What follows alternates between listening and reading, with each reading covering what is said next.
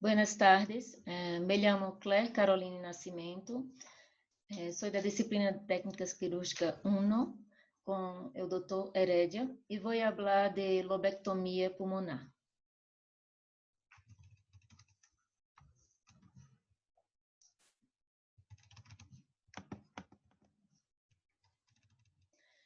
Bueno, em o caso clínico que tratei de lobectomia, é uma paciente do sexo feminino de 60 anos de idade. A paciente acude à consulta com tos e dolor torácico. As tos da paciente são persistentes, o que nos hace sospechar de las causas mais frequentes que são por el tabaquismo. Apresenta também goteo nasal posterior, asma e refluxo ácido estomacal. Pero la paciente tem uma tos com características diferenciadas. Apresenta hemoptise em sua tosse. Já que nos toca ponto alarmante, isso nos toca ponto alarmante em o diagnóstico. Em seguida, a paciente também refere dolor torácico persistente, pero este dolor torácico mal delimitado e sem relação com não tem relação com os movimentos respiratórios. Então, a enfermidade atual desta paciente, ela tem tos persistentes, às vezes com flema com sangue, ademais vem com dolor torácico, agregado de disneia de esforço, que se exacerbou em semanas posteriores, referindo-se a uma perda de peso de 6 kg em 2 meses, assim como também apresenta cansaço e uma perda de apetite. Segundo os signos e sintomas dessa paciente, que vem com tosse, nos indica perguntar à paciente a frequência desta tosse, a intensidade, que no caso desta paciente é muito frequente, o horário, os fatores que melhora ou empeora, o color da expectoração, a consistência e o odor. A disneia que esta paciente relata, relata que depois de tossir, sente o cansaço e a debilidade. E a disneia, às vezes, sente essas disneias sem estar sendo movimento algum, em repouso.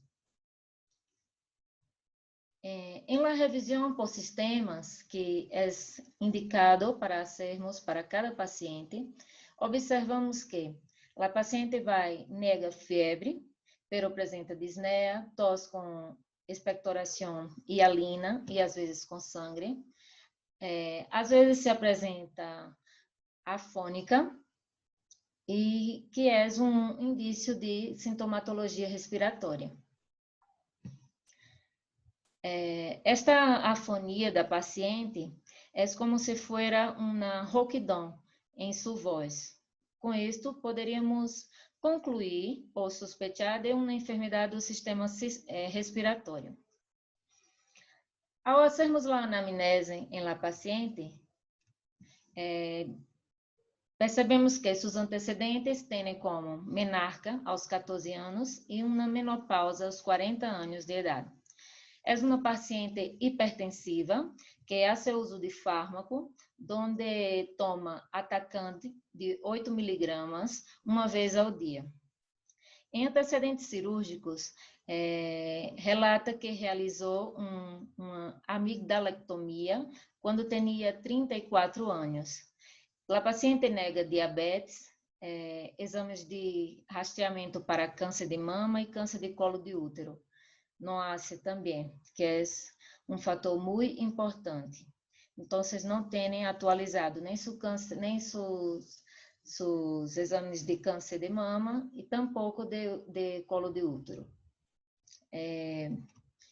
Habla que tem esse tabaquista por 27 anos e se utiliza uma base de 20 cigarrilhos ao dia. A paciente nega alérgias e também nega transfusões sanguíneas. Esta paciente, ela relata o uso de cigarrilhos por longos anos de sua vida, que já é um alarme, para chegarmos a um diagnóstico. Nos resulta, porque o uso de cigarrilho nos resulta, o uso de tabaquismo, nos resulta complicações do sistema respiratório, onde os efeitos nocivos do tabaquismo demonstrou que o aumento do consumo de tabaco pode provocar complicações em o sistema respiratório, generando fatores de risco para o desenvolvimento de um câncer de pulmão ou de um EPOC, ou generando também aumento da frequência respiratória, diminuição do fluxo respiratório máximo, expiratório máximo, e, por consequência, que conduz a um estresse oxidativo dos pulmões, não só por o consumo de cigarrilho, sino também por seus derivados. Ademais, o paciente é hipertensa, o que provoca um grande dano em o sistema cardiovascular com o uso de cigarrilhos. Em seu exame físico, percebemos que a paciente se encontra consciente, orientada, né, em todas as três esferas, pero se apresenta pálida. Tem uma frequência cardíaca de 68 latidos por minuto, frequência respiratória de 22 batimentos por minuto, uma tensão arterial de 116 por 63 e se apresenta febril com 36 graus Celsius. Em o exame de coelho, percebemos a paciente sem adenomegalias palpáveis. Tem também cardiopulmonar com presença de ruídos cardíacos rítmicos, sem sopros, pero com diminuição de aeração a nível da base pulmonar esquerdo, com diminuição de vibrações vocais em o mesmo nível. Por aí já percebemos mais ou menos onde está o problema dessa paciente. Em la verificação abdominal, temos eventração intraumbilical. A paciente não apresenta dolor à palpação, nem orgamegália. Não apresenta edemas, nem signos de TVP. E o llenado capilar está em 2 segundos. Neurologicamente, não tem déficit, não tem signos de focalização, nem signos meníngeos. Então, em lo general, os signos e sintomas da paciente se apresentam um bom desempenho no estado psíquico e no seu estado de consciência, pero está com uma palidez que pode estar associada a uma má alimentação por la perda de apetito ou talvez por um processo anêmico. Já sua frequência cardíaca, bem como a frequência respiratória, sua tensão arterial e sua temperatura se encontram normais. Em lo exame de sistema respiratório, a paciente nos apresenta uma diminuição da aeração a nível da base pulmonar esquerda, que pode nos indicar uma obstrução das vias aéreas, que nos brônquios ou nos bronquíolos, ou por pressão em la parte externa do pulmão, também com diminuição de vibrações vocais em o mesmo nível que ocorre quando em o pulmão é explorado, não entra ar por obstrução bronquial, que isso é característico de uma atelectasia obstrutiva, onde existe um engrossamento pleural, ou pode ser um pneumotórax ou um derrame pleural. Em los demais sistemas, como falei anteriormente, a paciente não apresenta nada alarmante. Solicitamos um raio-x de tórax, onde percebemos que a paciente apresenta uma atelectasia completa no pulmão esquerdo. O que é isto? Se trata de um colapso completo ou parcial do pulmão inteiro ou de uma parte do pulmão. Se produz quando os alvéolos que formam os pulmões se desinflam ou possivelmente se llenam de líquido. Observamos, fazendo uma analítica, observamos que seu PCR está em 1,93 e sua taxa de leucócitos se encontra em 19.000, onde significa que há demasiados leucócitos circulando por la sangue, que por lo general é devido a uma infecção ou uma variedade de enfermidades e transtornos diferentes podem provocar esse reconto de glóbulos brancos mais altos a largo prazo, não? Podemos observar também que o paciente apresenta uma hemoglobina de 10,5, um hematocrito de 32%, uma creatinina de 0,66, a taxa de plaquetas está por volta de 173.000 e o tempo de protrombina em 77%. Já podemos observar uma hemoglobina um pouco abaixo do normal, não?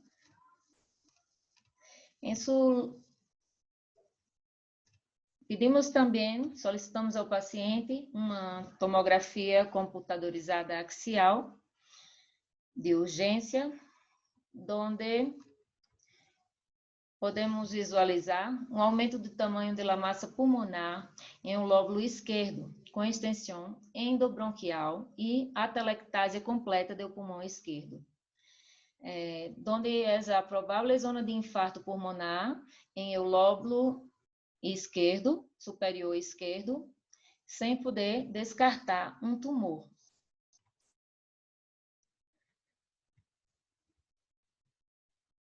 Se observa ainda uma massa endobronquial que protui a nível do bronco principal esquerdo, com mucosa facilmente sangrante. Realizamos um hemocultivo, onde deu positivo para Staphylococcus coagulasa, negativo, onde mostra que a paciente tem uma provável contaminação. No exame de sedimentação de urina, deu negativo. No BAS, também negativo. E na analítica, o PCR foi para 18,57. E sua taxa de leucócitos está em 23.100. Se ha subido também. Então, realiza-se em esse paciente uma cirurgia urgente.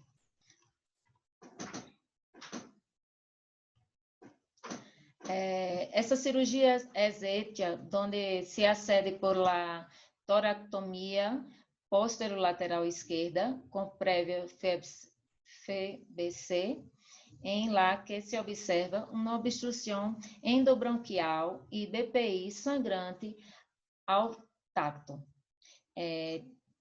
Foi hecha uma abertura de início do brônquio inferior esquerdo, aspirando-se abundante coágulo endobronquiales inferiores e extraindo um coágulo consolidado do BPI.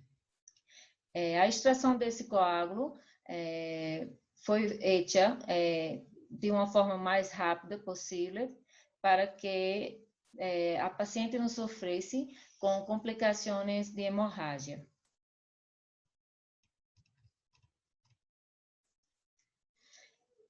Se realiza uma lobectomia inferior esquerda, NAP perioperatória, onde a margem bronquial está livre de neoplasia.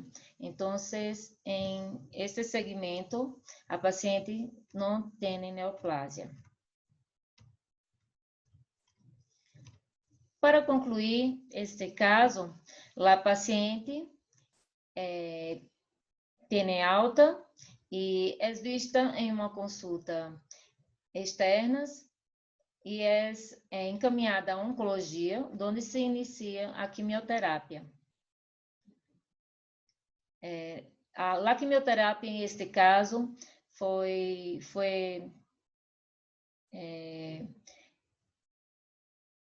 indicada para ser ministrada depois da retirada de seu câncer. As complicações de câncer pulmonar podem ser por invasões mediastínicas, invasão costal, T de Pancoste, síndrome que é apico-costovertebral de Pancoast-Tobias. Pode ser também por afecção pleural ou por ulceração e formação de caverna.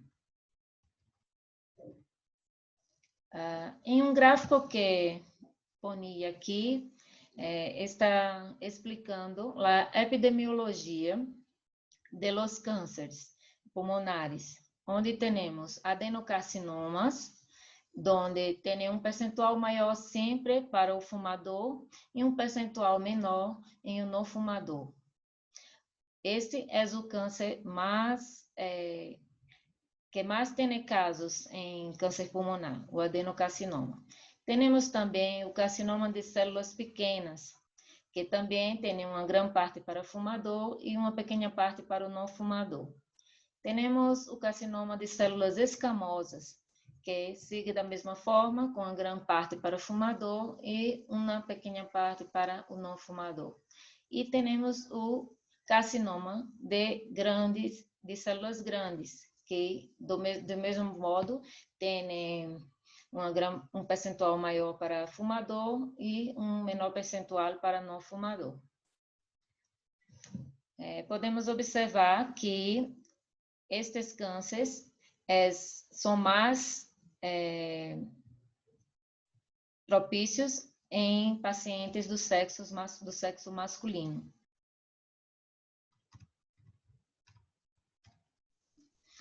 Bueno, yo he hecho algunas preguntas para la paciente y estoy respondiendo.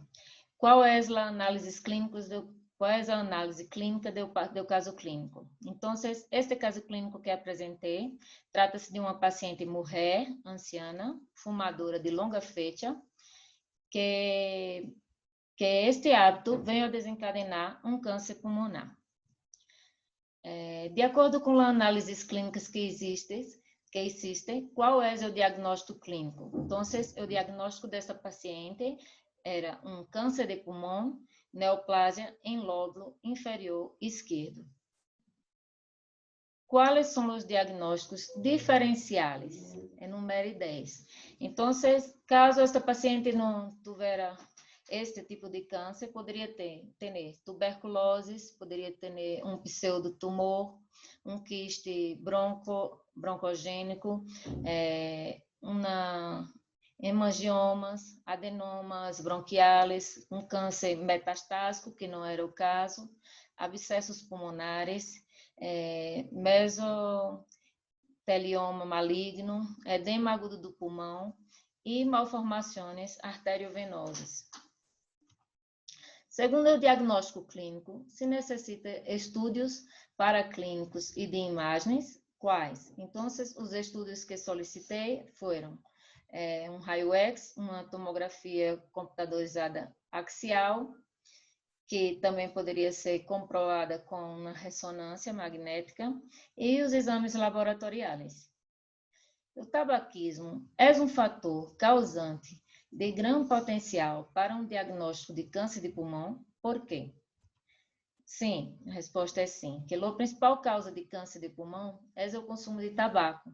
Se é identificado que mais de 4.000 substâncias nocivas em humo de cigarrilho, de las quais 60 são provavelmente substâncias cancerígenas. Entre as mais importantes estão o alcatrão, que é alquitrã, e o benceno. Cada tragada de humo de cigarrilho induz 4 bilhões de radicais livres em el corpo. La nicotina é a substância responsável pela expansão de todos os tipos de câncer, aumentando o risco em 30%.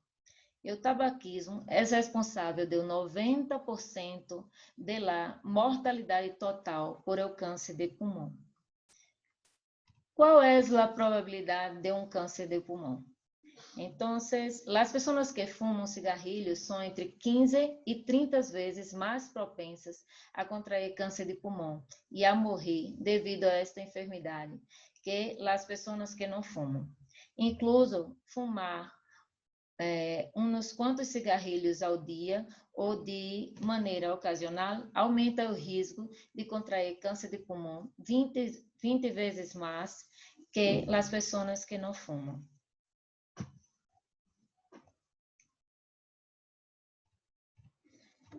Quais são os fatores de risco? Existem também os fumadores passivos. Os fumadores passivos também têm um risco aumentado de desenvolver câncer de pulmão. De aí a importância de proibir fumar em sítios públicos, também de ter crianças, não, ou outros pacientes passivos, fumantes passivos, junto a pacientes fumantes, a pessoas fumantes, não?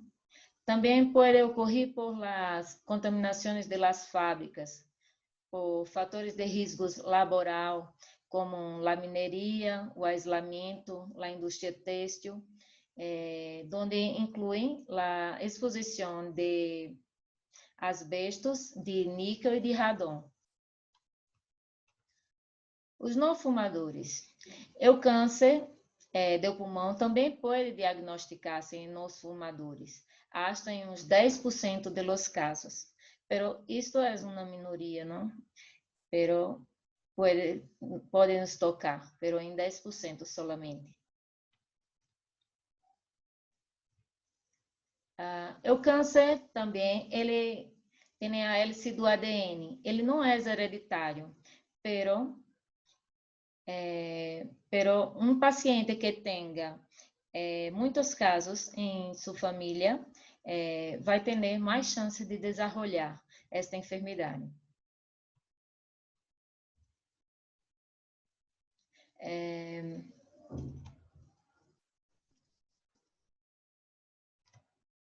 Outros grupos de risco: paciente com enfermidades pulmonar obstrutiva crônica, pacientes imunodeprimidos e pacientes com fibrose pulmonar também podem ter pulmão afetado. O câncer de pulmão produz disneia, por quê? A resposta é sim, se produz por la diminuição da capacidade pulmonar devido à presença do tumor e por outra causa induzida por o tumor, como uma obstrução de um vaso pulmonar, por exemplo, ou por um trombo, que é uma embolia pulmonar, e a presença de líquido em la pleura, que é um derrame pleural. A paciente tem atelectasia, por quê? Sim, a paciente tem atelectasia, porque a atelectasia é uma das complicações respiratórias mais frequentes. Também é uma possível complicação de outros problemas respiratórios, como de las fibroses quísticas, de los tumores de pulmão, las lesões em o tórax, o líquido em los pulmones e a debilidade respiratória. Também pode ter atelectasia se inalas um objeto estranho. Assim, pode dificultar a respiração, especialmente se tem uma enfermidade pulmonar.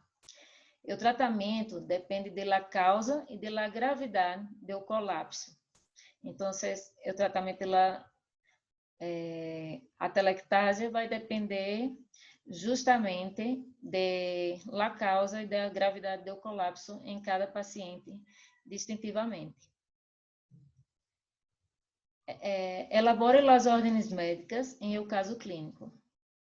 Bueno, o primeiro passo é analisar os sintomas associados e obter toda a informação relevante sobre os fatores de risco, como os hábitos do paciente, os hábitos tabaquísticos, no caso, a ocupação laboral, e os antecedentes familiares, como falei anteriormente.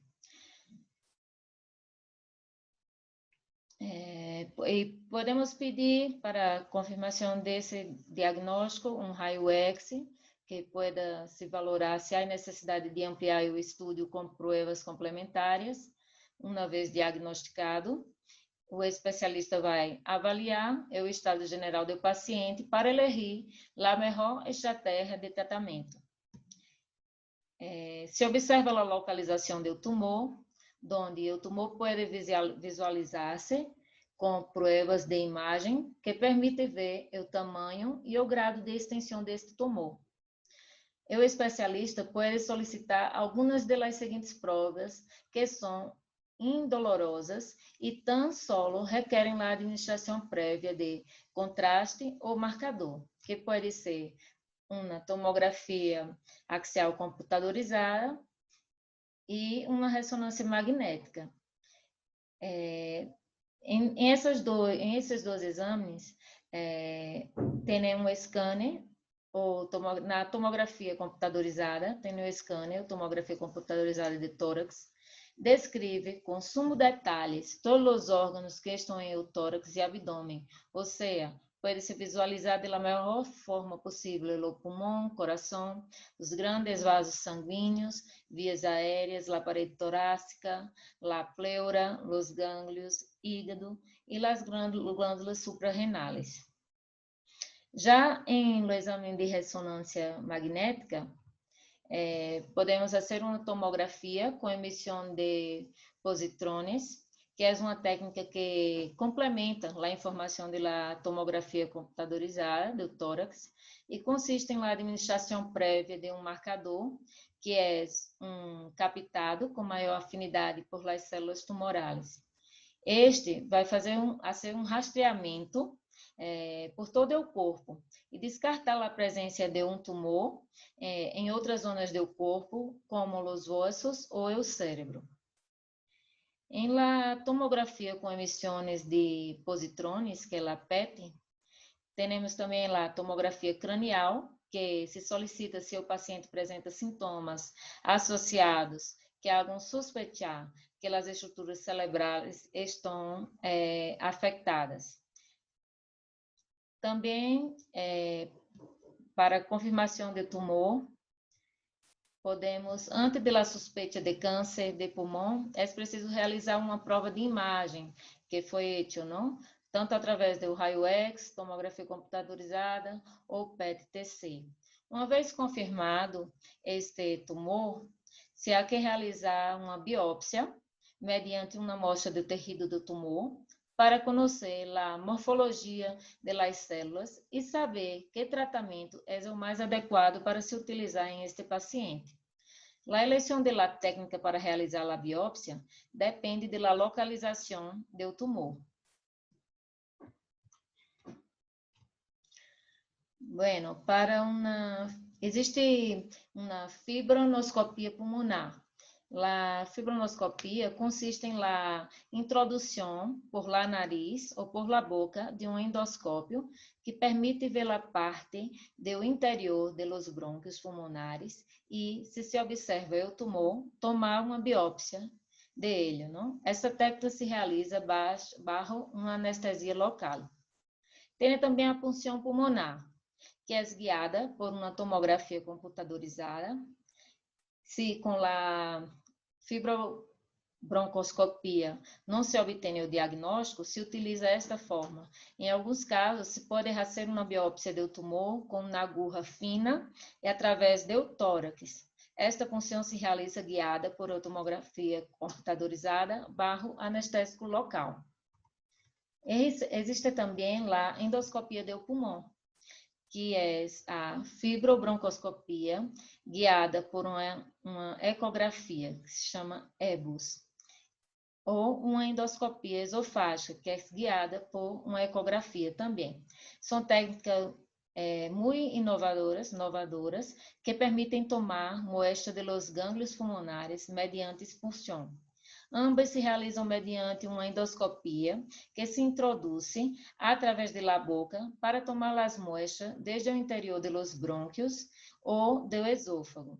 Estas técnicas se realizam bajo uma anestesia geral. Tijeras e bisturis. A intervenção cirúrgica só se indica em casos em los que não se pode obter um diagnóstico mediante as provas prévias. Requer um ingresso hospitalário e anestesia geral. Então, de antemão, antes que se entre a uma cirurgia, temos formas de analisarmos esse tumor com todos esses exames que fizemos, com as biópsias, com os exames de imagem, para que posteriormente se utilizem a tijeira e o bisturi. A classificação do grado de extensão do tumor. Os estados do câncer do pulmão dependem principalmente do tamanho do tumor, da profundidade com a que o tumor ha invadido o tecido cercano, como a parede torácica, se as células cancerosas do pulmão se han disseminado a los gânglios linfáticos ou a outras partes do corpo.